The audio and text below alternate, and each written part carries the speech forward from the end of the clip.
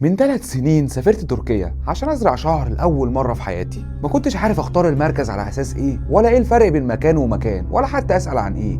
عملت اغلب اللي الناس بتعمله، دخلت اشوف اول مركز طلع قدامي، اتكلموا حلو ووروني صور وحسيت ان الموضوع سهل. حجزت فورا وبعت جزء من فلوس العمليه وقررت اسافر. عملت العمليه ورجعت وانا متحمس ومستني النتيجه، لكن بعد فتره بدات الاحظ ان الكثافه كانت ضعيفه والنتيجه مش زي ما كنت متخيل خالص. قعدت سنه سنتين متعايش مع النتيجه، بس جه وقت وقلت لنفسي لا، انا كده كده هعمل عمليه تاني، بس المره دي بقى لازم اعملها صح. بدات ادور بس المره دي بقى بشكل مختلف تماما، اشوف تجارب ناس قبل وبعد، اسال اللي سافروا وعملوا عمليات، افهم ايه الفرق بين مركز ومركز، لحد ما وصلت الاسم اتكرر قدامي كتير جدا: اكبر مستشفى لزراعه الشعر في العالم، إليت هير. ما ضيعتش وقت، بعت لهم واتفقنا على التفاصيل وحجزت الطياره على طول ووصلت اسطنبول.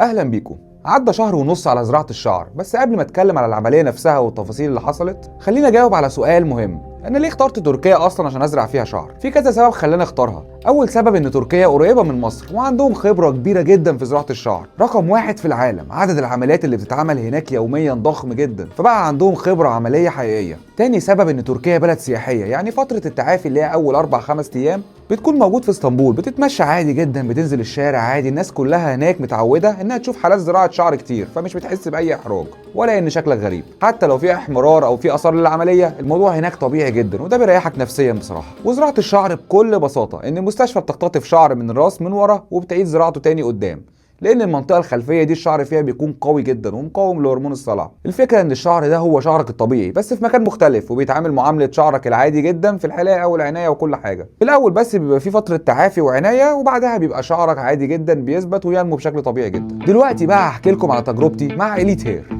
اول ما وصلت مطار اسطنبول لقيتهم في استقبالي بعربيه VIP، نقلوني فورا للفندق، وهو فندق 5 نجوم قريب جدا من المستشفى.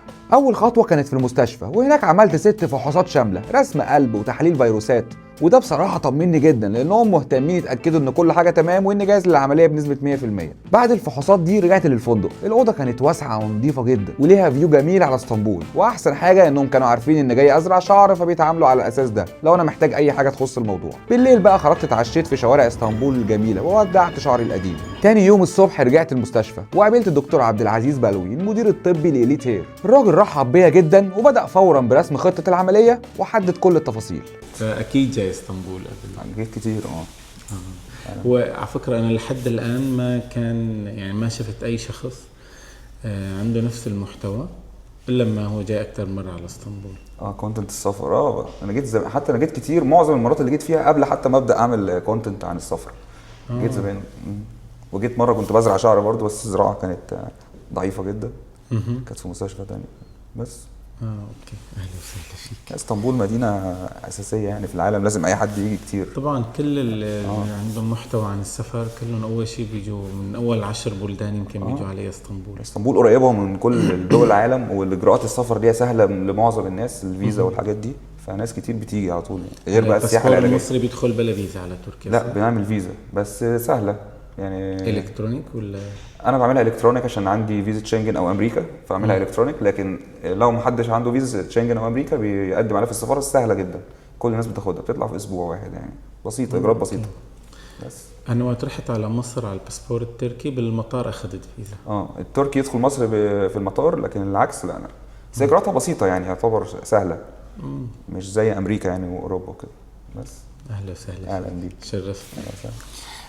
نفتح الملف تبع حضرتك هلا. بالنسبه للمنطقه الاماميه فهي فارغه بنسبه 80% تقريبا. في بعض المناطق هون حتى بنسبه 90% فاضيه تماما. في بعض المناطق هون فيها شويه شعر، ولكن هي المنطقه كلها رح نعيد رسم الخط الامامي ونعمل له تكثيف بشكل كامل. اوضح لك قصدي. قرب استاذ نسير لو سمحت. شوف ستايل لحيته عنده، هاي المنطقه بحلها فهو ستايل لحيته هاد، وهي المنطقة هاي ما بيستخدمها. فنحن أول شيء بننظر إذا المريض عنده منطقة باللحية غير مستخدمة. ناخد منها. أنت ما عندك يعني ما عندك منطقة حالقة، كل اللحية عندك مستخدمة. فأنا رح أخذ من هون من تحت إذا بتسمح لنا طبعا. تمام، مفيش مشكلة. ممكن نزيد العدد شوي. مفيش مشكلة. يا ريت. تمام. طيب هلا أنت شكل الجبهة عندك غير متناسب مع الخط الستريت تماما. يعني اذا بننزله من هون من الوسط شوي للخط شيء بسيط بيعطي جماليه اكثر. تمام خلاص.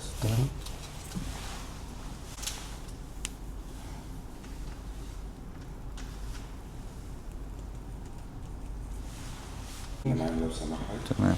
لا رح نباشر بالخط. اول شيء نحن بنطالع حدود الجبهه. هلا الدكتور رح يلقي نظرة ويخبرنا أيضا شو هي النتائج. تمام. الشعر عند حضرتك تمام. نحن اللي بيهمنا المنطقة المانحة اللي هي فوق الأذنين وخلف الرأس. بنشوف طبيعة الشعر. الخطة اللي رح نمشي عليها هي على الشكل التالي: الذراع على المنطقة الأمامية، منطقة 1 2 ومنتصف المنطقة 3 رح نوزع فيها 2800 بصيلة. في عندك دائرة شعرية بالمنطقة الوسطى هون بين 2 و3، هون تكثيفي 100 بصيلة. بعدها رح نتدرج تدرج طبيعي تمام. نهاية 3 بداية 4 800 بصيلة، وآخر منطقة البسيطة هون تكثيف دمج مع شعرك الأصلي ب 200 بصيلة.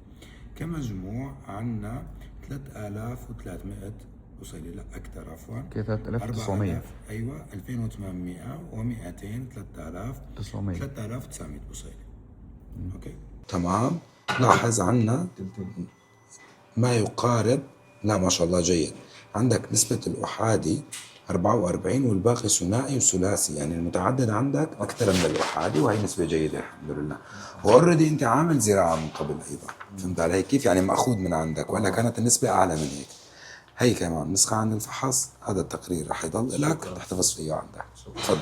الحلاقة بإيديتير نوعين: إما حلاقة كاملة للرأس وهي الأفضل للعناية بعد العملية، أو حلاقة المنطقة المانحة مع بقاء الشعر من الأعلى.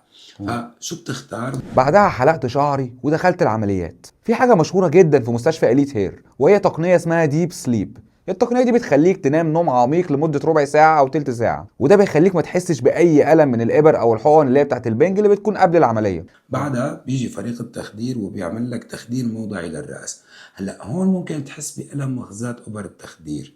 اوكي طيب، في تقنية الديب سليب اللي هي جرعة مخدر بسيطة قبل ما يبدأوا بالتخدير الموضعي. بيعطوك اياها عن طريق الوريد، بتخليك تغفى أول 15 دقيقة أثناء عمل التخدير الموضعي. تمام. فبينتهي أثر الديب سليب وبيبدأ أثر الموضعي. تمام. وبتكفي العملية، جسمك سمعك بصرك عقلك إحساسك كله صاحي. أوكي. مدة الديب سليب هو 15 دقيقة. وطبعا لو مش حابب التقنيه دي ممكن تمشي عادي جدا بالطريقه العاديه وتستحمل الم الحقن. هما دايما بيخلوك تختار اللي تحبه، وانا شخصيا اخترت تقنيه ديب سليب عشان اريح نفسي.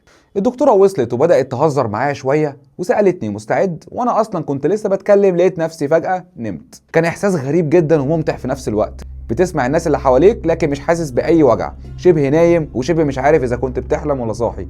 الصراحه كانت تجربه الديب سليب معايا كانت ممتعه جدا جدا، ما كنتش عايزها تخلص. بعدها صحيت ولقيت نفسي متبنج والدكاتره شغالين في عمليه الاختطاف. عمليه الاختطاف دي اللي هي بياخدوا الشعر من ورا، دي بتستمر حوالي ساعتين ل3 ساعات، ودي المرحله اللي بياخدوا فيها الشعر من ورا دماغك. وطبعا طول العمليه كان معايا الموبايل بتاعي بكلم صحابي بشوف افلام واقدر اقوم اتمشى، قمت كذا مره. يعني العمليه كانت مريحه جدا ومش صعبه خالص. بعدها جابوا لي الغدا، اكلت واخدت استراحه سريعه، وبعدين دخلنا على الجزء الاهم في العمليه والاطول، وهو جزء الزراعه نفسه. قعدت في الجزء ده حوالي 6 ساعات، لكن طبعا كنت بقوم كل شويه اتمشى اتحرك ارجع تاني ادخل الحمام. انا طلعت من وسط العمليه عشان ادخل الحمام، مش حاسس باي حاجه وكل حاجه تمام. الصراحه الموضوع كان فيه شويه ملل وزهق، بس مش كتير، والاهم من كل ده ان ما كانش فيه اي الم نهائي. ولحد ما العمليه خلصت على خير والحمد لله. بعد ما خلصت العمليه رجعت الفندق، كان عندي شويه صداع خفيف، اخدت مسكن بسيط وراح على طول، ونمت اليوم ده كله. وبعدها رجعت تاني للمستشفى عشان يعملوا لي اول غسله للشعر.